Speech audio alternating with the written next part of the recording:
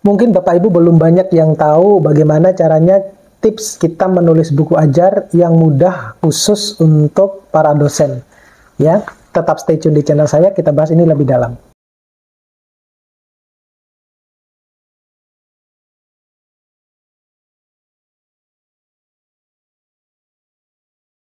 Assalamualaikum warahmatullahi wabarakatuh. Kembali lagi dengan saya di channel saya. Jangan lupa untuk terus dukung channel saya dengan mengklik tombol subscribe, like, share, dan komen. Jangan lupa juga untuk menyalakan tombol loncengnya, biar nanti setiap updating dari video-video saya, Bapak Ibu dulu yang mendapatkannya, dan biasakan untuk menonton video saya secara full. Nah, kali ini saya akan membagi tips-tips, beberapa tips ya, bagaimana kita menulis buku ajar yang mudah, khususnya untuk kita sebagai seorang dosen, karena kita kan dituntut untuk juga menulis buku ajar ya.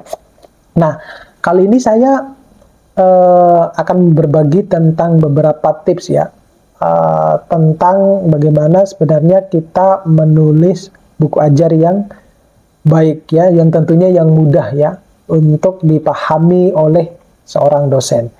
Yang pertama itu adalah kita harus memahami dulu teori yang dikuasai, ya.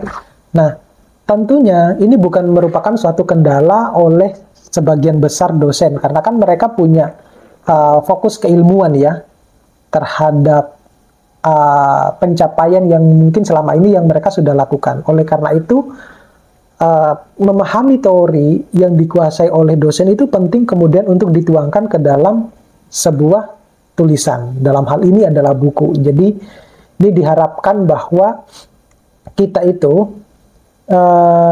tidak hanya semata-mata punya keilmuan itu ya udah dikonsumsi hanya cuma untuk diri pribadi, untuk mahasiswanya, untuk lembaganya gitu. Tetapi untuk khalayak umum. Nah, kemudian yang berikutnya itu adalah mencontoh buku ajar berkelas dunia di luar negeri. Nah, ini yang agak susah karena kita tidak jarang ya, mungkin jarang memiliki akses untuk mengetahui buku ajar kelas dunia. Tetapi setidaknya kalau kita memiliki akses ke sana ya, meskipun berbeda aturan, setidaknya itu kita bisa mengetahui bahwa oh ternyata kalau mereka itu menulisnya semacam ini gitu. Terutama kalau yang buku chapter ya. Kalau buku chapter itu banyak, kita bisa mendapatkan akses di mana-mana ya untuk mendapatkan buku chapter ya. Itu bisa dijadikan sebagai referensi untuk mendapatkan ketika kita menulis buku ajar. Kemudian yang tidak kalah penting, yang ketiga ini adalah kuasai bidang ilmu. Nah, ketika kita menulis buku ajar, itu adalah yang kita tulis adalah yang sesuai dengan bidang ilmu kita, yang kita kuasai. Sehingga kalau muncul ya sewaktu-waktu ada pertanyaan dari pembaca ataupun dari yang lain itu, kita bisa memahami, kita bisa menguasai dari setiap pertanyaan-pertanyaan yang ada, dan sehingga kita bisa memberikan jawaban yang akurat. Kemudian menulis dengan bahasa sendiri. Yang keempat itu menulis dengan bahasa sendiri ya.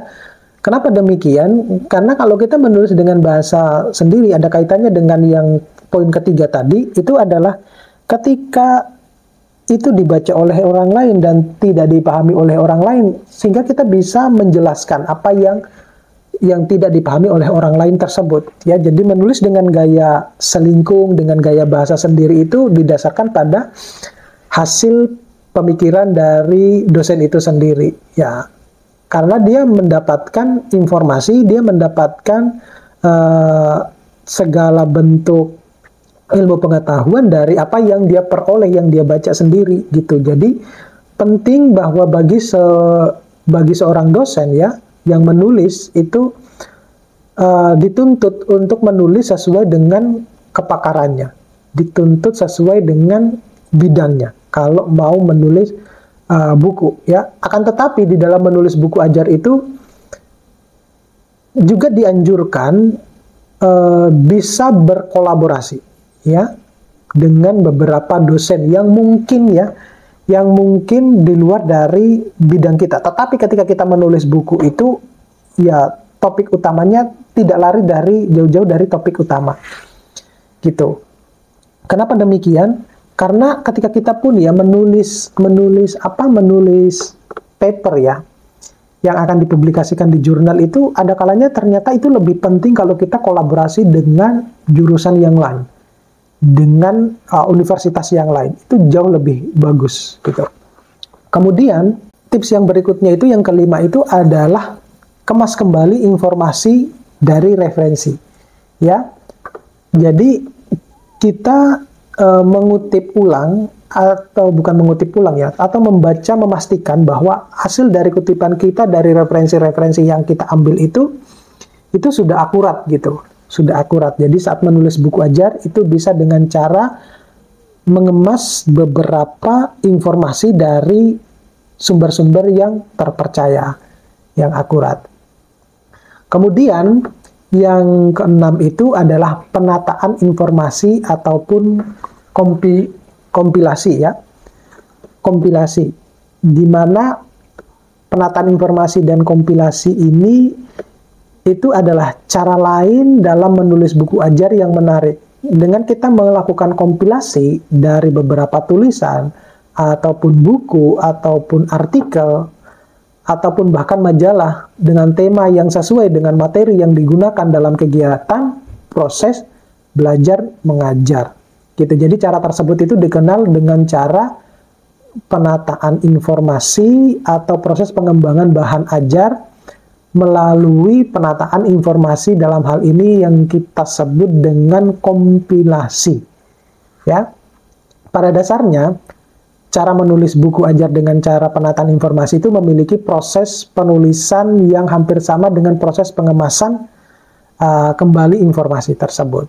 Ya, tetapi di dalam prosesnya dosen sebagai penulis itu tidak melakukan perubahan terhadap bahan tulisan yang diambil dari buku teks. Ya, jangan sampai merubah tujuannya.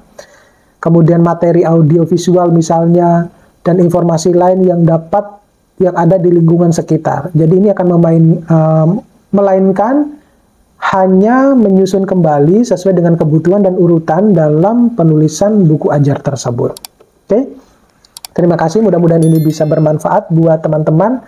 Sampai ketemu pada video-video berikutnya. Saya Iri, Assalamualaikum warahmatullahi wabarakatuh.